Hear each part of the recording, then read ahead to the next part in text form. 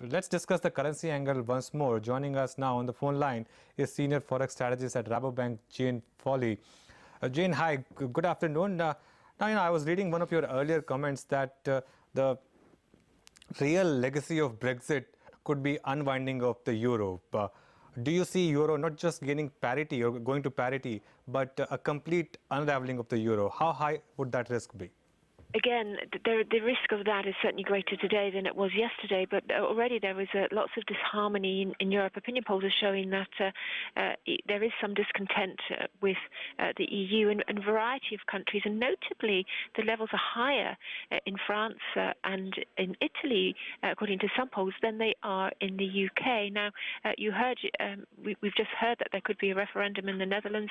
That is true, although, of course, in the Netherlands that would be not necessarily legally binding.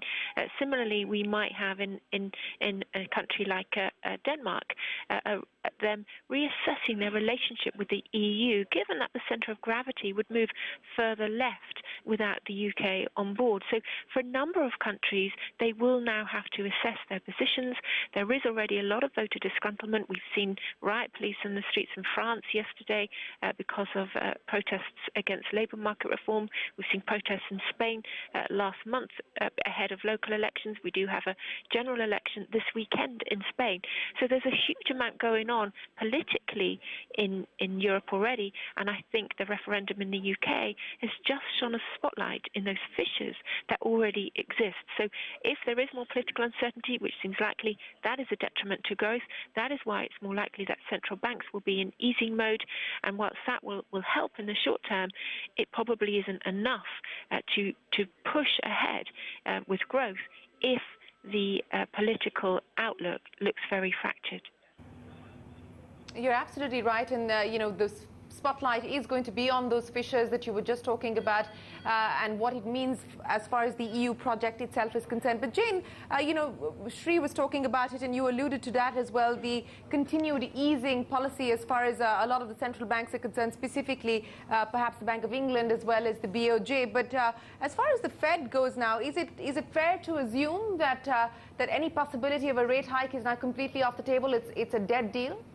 Well, it seems more likely that that will be the case, but I think it's probably too early to say that with huge conviction at this rate. Now, clearly, the US Federal Reserve will be looking at domestic indicators first and foremost, and then outside at global headwinds. Now, those global headwinds have certainly picked up. So we could certainly say a Federal Reserve interest rate hike looks less likely, but I think for all of the central banks, their first point of call, their first defense is to ensure there is lots of liquidity in the market, and they will all be doing that, and then they will have to wait for some economic data and try and work out how exactly those risks are, how big those risks are. So whilst it seems quite likely that you will have perhaps less chance of a Fed interest rate hike, and it seems more likely that you will get interest rate cuts from the likes of the Bank of Japan, the ECB, etc., the only thing that we can say with a huge amount of certainty is that the central banks that are likely to ease in the next few months are those ones which probably would have been easing anyway. And again, even for the Bank of England, they will probably wait and see. I don't think we're going to get any reaction from them in the very immediate term. Jane, before we let you go, quick take on how you assess the impact of the result as far as Asian currencies are concerned, specifically your view, if at all, on the Indian currency.